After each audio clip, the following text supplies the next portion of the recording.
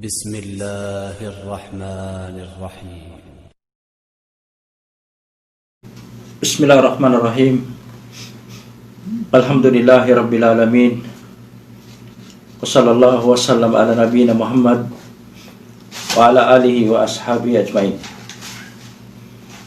Alhamdulillah, ang pasasalamat ay para sa Allah lamang. Alhamdulillah na tayo ay palagi binibigyan ng pagkakataon at biyaya na makapagbigay o makapagbahagi ng katuruan ng Islam, at ito ay pagpapatuloy ng pagpapaliwanag natin o ng share ng Kitab at-Tauhid na isinulat ng Imam Sheikhul Islam Muhammad bin Abdul Wahhab rahimahullah. Qala al-musannif rahimahullah, babu qaulillahi ta'ala, innama dhalikumus syaitan yuqawwifu awliya'ahu fala takhafuhum wa khafuni in kuntum mu'minin.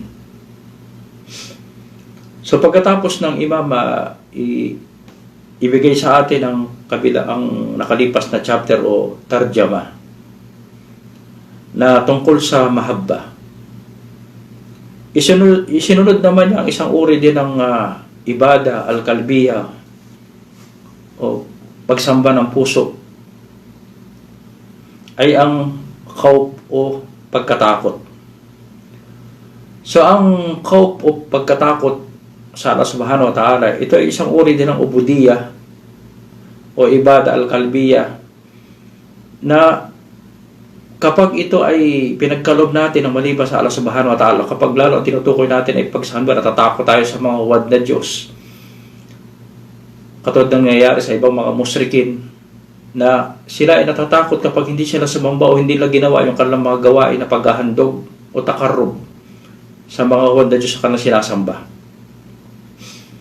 At kapag ang tinutukoy natin ditong pagkatakot ay ibada, ito ay talagang shirk at lalabas ang isang tao sa Islam. Ito ang unang-unang uri ng khawf al-ibada, na dapat wag natin katakutan ang mga huwad na Diyos o sino mang nilikha ng Allah subhanahu wa ta'ala na sinasamba ng mga musyrikin at ng mga kafirin. Dapat ang Allah lamang ating katakutan. So ang Ahlul Tauhid, ang kanyang pagkatakot, ang kanyang puso ay sa Allah lamang siya natatakot, wala, hindi sa iba, hindi man sa sino mang nilikha. Pangalawang uri ng khawf ay yung khawf sa tao, pagkatakot sa tao. At ang tinutukoy natin pagkatakot sa tao sa umur ng kanyang din. Halimbawa, may mga Muslim na natatakot sila, nahiya sila, nangagamba sila na i-practice ang kanilang din dahil sa tao. So ito ay palatandaan ng kulang ang kanyang iman, may problema ang kanyang iman, na siya ay nilalagyan ni Shaitan ng pagkatakot sa kanyang puso. Halimbawa, ayaw niyang makilala na siya Muslim, ayaw niyang malaman ng mga tao na siya Muslim, ayaw niyang pakita na siya gumagawa ng mga ibada o gawain tungkol sa Islam. Ganon din ang mga babae, halimbawa, yung kinahihiya o natatakot sila sa tao kapag sila ay nakita na sila ay nakahijab. So ang pagkatakot sa tao, ito ay palatandaan ng nakis o kahinaan ng iman ng isang tao at tinatanggap niya ang waswas sa kanya ni Shaitan. Kaya lang isang believer, talagang hindi siya nangangamba sa isang nilikha lamang dahil alam niya ang kaparusahan ng Allah subhanahu wa ta'ala.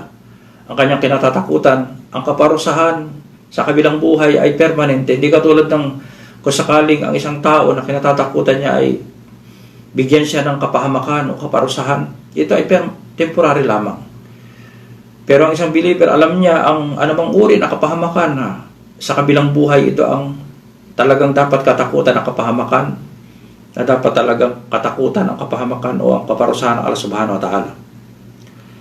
Pangatlong uri ng khawf ay yung tabi'i, yung natural na pagkatakot o pangamba, na ang isang tao, maging ang mga propeta, meron silang, kahit may mga believer, pagkatakot sa leon, sa ahas, sa panganib. Ang lahat ng yan ay naramdaman kahit na isang believer, maging ang isang propeta.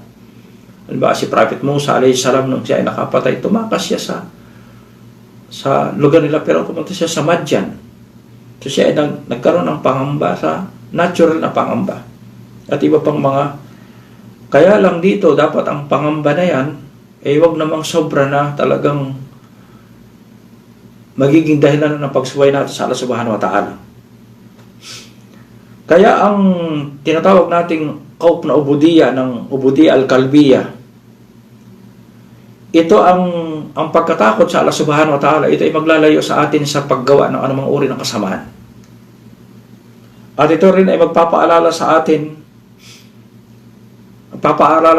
sa permanenteng kaparusahan ng Allah subhanahu wa ta'ala, na ito ang dapat ating katakutan, hindi yung anumang uri ng dapat katakutan dito sa dunya. At ang isang taong may takot sa kanyang puso, siya ay talagang mananatili sa sirat al-mustaqim at lalayuan niya ang kasalanan. Kapag meron siyang takot sa kanyang puso sa Allah subhanahu wa ta'ala, lalayuan niya ang kanyang kasalanan. Lalayuan niya ang paggawa ng kasalanan. Ganon din ang mga tao, ano ba sabihin natin, ang mga isang believer, na talagang siya ay may takot sa Allah subhanahu wa ta'ala. Ang tinutukoy natin ditong khawf al-mahabba o ubudiyya, ito ay katulad ng sinabi nga sa atin ng mga ulama, ito ay bahagi ng paniniwala o tinatawag natin iman sa puso ng isang tao, na dapat nasa kanya ang khawf war raja, nasa kanya ang pagkatakot at pag-asa at ang mahabba. So sabi nga ng mga ulama na ang mahabba, ito ang ras, ito ang pinakaulo ng tinatawag nating iman sa kanyang puso. At ang khawf war raja, ito ay parang, halimbawa, isang ibon, ang ulo ng ibon ay ang mahabba. At ang dalawang pakpak ng ibon ay khawf war raja. Hindi maaring pagkatakot lamang o umaasa lamang sa mercy ng Allah subhanahu. Dapat balance talaga ang nasa puso ng isang believer, nandiyan ang pagkatakot at hindi rin siya nawawala ng pag-asa. At ang tinatawag nating pagkatakot na yan sa Allah subhanahu wa ta'ala, mararamdaman natin talaga kung nasa puso natin ang pagkatakot na yan, kung tayo ay natatakot sa Allah subhanahu wa ta'ala sa kapag tayo ay nag-iisa. Walang sino man nakakakita sa atin sa secret na lugar. Walang sino man nakakakita maliban sa Allah subhanahu wa ta'ala. Kapag talagang nalayuan natin ang mga pinagbabawal, yan ay palatandaan na talagang nakamit natin ang halawa ng iman at nasa puso talaga natin ang pagkatakot sa Allah subhanahu wa ta'ala. Halimbawa, katulad ng panahon natin ngayon. Sa panahon natin ngayon, talagang isa sa mga fitna na dumarating sa lahat ng tao, lalo-lalo na sa mga Muslim, dahil alam natin talaga na dapat nating layuan ang mga fitna na yan, ang fitna ng internet sa loob ng ating bahay. Halimbawa, ang pag-iwas ng lahat ng bahagi ng ating katawan sa mga pinagbabawal, ang ating paningin sa haram.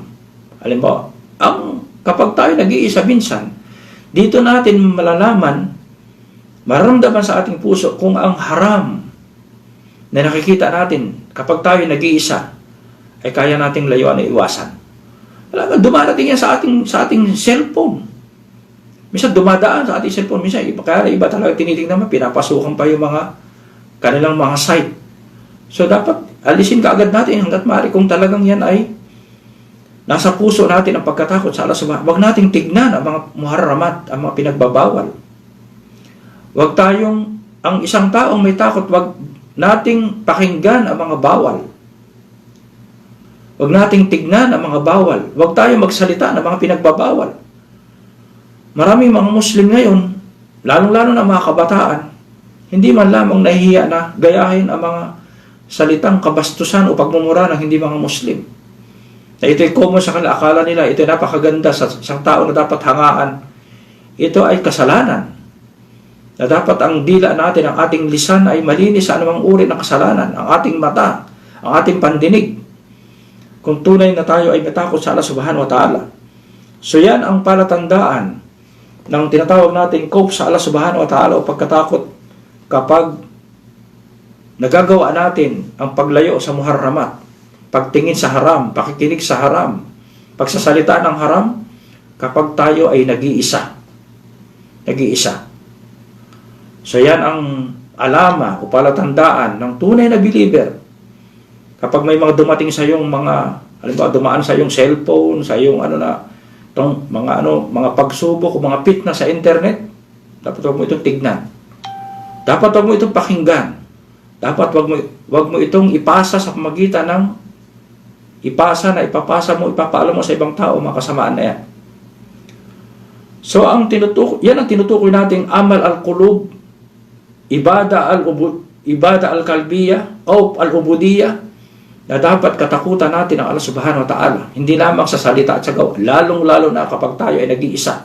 Ito ang sukatan ng tunay na qauf o pagkatakot o fear sa Allah subhanahu wa ta'ala. Kapag nalalayuan natin ang mga muharramat, kapag tayo ay nag-iisa. Ganon din ang paalala sa atin ng Quran at ng sunnah ng Propeta Muhammad sallallahu alaihi wasallam. Kapag nararamdaman natin ang pagkatakot, kapag naririnig natin ang impyerno, naririnig natin ang kaparusahan ng Allah subhanahu wa ta'ala, nagkakaroon ng pangamba at pagkatakot ang ating puso, yan ay palatandaan ng iman at pagkatakot ng ibada sa Allah subhanahu wa ta'ala. Kaya sinabi rito ng Allah subhanahu wa ta'ala, sabi rito ng Muallif Rahim, babu qawlillahi ta'ala. So ito ang talagang pamaraan ng mga ulama. Dalil, hindi sila umaalis sa dalil. Ito ang nating mga Muslim, dapat hanggang maaari, huwag tayo magsasalita na walang dalil. So sinabi ng qawlillahi ta'ala, innama dhalikumus syaitan yuqawwifu awliya'ahu. So ito ang unang jumla sa na ang aya na ito sa surah Al-Imran, aya number 175. Ito ay nireveal nung pagkatapos ng Battle of Uhud. Ang mga maraming namatay na mga Muslim dahil sa kanilang disobedience sa Allah subhanahu wa ta'ala, sa Propeta Muhammad sallallahu alaihi wasallam, na bumaba sa bundok ang mga archer at napahamak ang mga Muslim na nasa baba sa pagsubay nila sa utos ng Propeta Muhammad sallallahu alaihi wasallam. Kaya nung bumalik ang grupo ni Abu Sufyan sa Makkah, at habang sila ay nag-uusap-usap, napakaramdam nila na sila ang nanalo dahil maraming namatay na mga Muslim. So napagkasunduan na sinabi nila na tayo ay babalik para lipunin at ubusin ang mga Muslim sa Madina. At may nakarinig sa kanila na isang rider na sinabi nila na iparating mo kay Muhammad na kami ay babalik para sila ay ubusin. Kaya nang ito ay makarating sa Rasul sallallahu alaihi wasallam, inanda niya uli ang kanyang army. Sabi niya, salubungin na natin sila. Kaya nang mabalitaan nila Abu Sufyan na ang Propeta Muhammad sallallahu alaihi wasallam ay lumabas din para sila salubungin, napagtanto nila na ibig sabihin na ang mga Muslim ay hindi maaring haharap o lalabas kapag wala silang kuwa. Kapag wala silang kapangyarihan, wala silang lakas na lumaban. Dahil alam natin ang labanan sa Battle of Uhud, 1,000, 3,000. Kaya lang, alam talaga natin na una ay nanalo ang mga Muslim sa labanan sa Battle of Uhud. Kaya lang dahil sa pagsuway nila sa Propeta Muhammad sallallahu alaihi wasallam, sila ay nalikuran o inikutan ni Khalid bin Walid, dahil si Khalid bin Walid isa sa mga military genius na meron talaga siyang taktika, nag-iintay siya ng pagkakataon para kung ano ang kahinaan ng mga kalaban. At sila ay napahamak sa battle na yan ng Uhud at marami namatay sa kanila, mahigit 70. So kaya nung marinig ng mga musyrikin ng grupo ni Abu Sufyan at ang mga kanyang mga kumpanyon na lumabas ang propeta para sila salubungin, hindi na sila tumuloy. So sabi rito na Allah subhanahu wa ta'ala sa Propeta Muhammad sallallahu alaihi wasallam sa mga believer, innama dhalikumus syaitan yuqawwifu awliya'ahu. Na katotohanan ang syaitan at ang kanyang mga follower, ang mga musyrikin, ang mga kafirin, ang mga sumasamba ng maliban sa Allah, ang mga hindi naniniwala sa Allah subhanahu wa ta'ala, kayo ay tinatapunan lamang nila o binubulungan nila ng pagkatakot sa inyong puso. Kaya sabi rito na Allah subhanahu wa ta'ala, advice sa mga believer, pala takapuhum. So ito ang advice sa atin, Allah subhanahu, wag nyo silang katakutan. Pinagbawal sa atin ang pagkatakot sa hindi mga Muslim. Wag nyo silang katakutan. Pala takapuhum. Ito ay pagbabawal ng Allah subhanahu wa ta'ala sa isang believer. Kung tayo ay tunay na believer, wag natin sila katakutan. Pagkatapos, wajib sa isang Muslim na alam ang kanyang katakot. Sabi, wakapuni. Ito ay iklas ng pagkatakot sa Allah subhanahu wa ta'ala. Wag nating ilalagay sa puso natin ang pagkatakot sa sino man. Sa mga maklukat o kalk ng Allah subhanahu wa ta'ala. Kaya sabi rito, wakapuni. Ako lamang ang inyong katakutan. Palatandaan na wajib ang pagkatakot sa Allah subhanahu wa ta'ala. Iklas ng pagkatakot sa Allah subhanahu wa ta'ala dahil ito isang uri ng ibada al-kalbiya. Pagkatapos sabi rito ng Allah subhanahu wa ta'ala, in kuntum mu'minin. Yan ang sukatan ng inyong paniniwala o nakumpleto ang inyong iman kapag ang alalama ang inyong katatakutan, kung kayo ay tunay na mu'min o believer. Kayo tunay na believer. So alhamdulillah, nakita natin ang mga aral sa digmaan ng propeta sa Battle of Badr, Battle of Uhud, iba pang mga digmaan, di ba pang mga pangyayari sa kanilang buhay, mga pagsubok na dumating sa kanila. Sila ay binibigyan Allah subhanahu wa ta'ala ng lakas na wag nilang katakutan ang kapangyarihan ng sino mang mga nilikasa dito sa dunya. Dahil wala silang magagawa sa Allah subhanahu wa ta'ala. Ang lahat ng desisyon ay magmula lamang sa Allah subhanahu wa ta'ala. Ang kapahamakan at ang kaligtasan ay nagmumula lamang sa Allah subhanahu wa ta'ala, hindi kanino man. So kaya dapat huwag matakot ang isang Muslim sa sino mang mga nilikha ng Allah subhanahu wa ta'ala. Lalong-lalo kapag tinutukoy natin ay sa ating din. Sa ating din.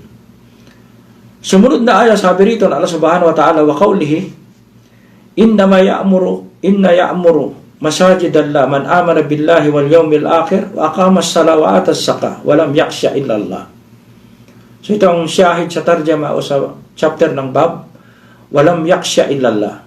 Sa unang aya ginamit doon ay wakapuni, ako lamang inyong katakutan. Dito naman ang ginamit rito na khawf ng Allah subhanahu wa ta'ala ay khashya.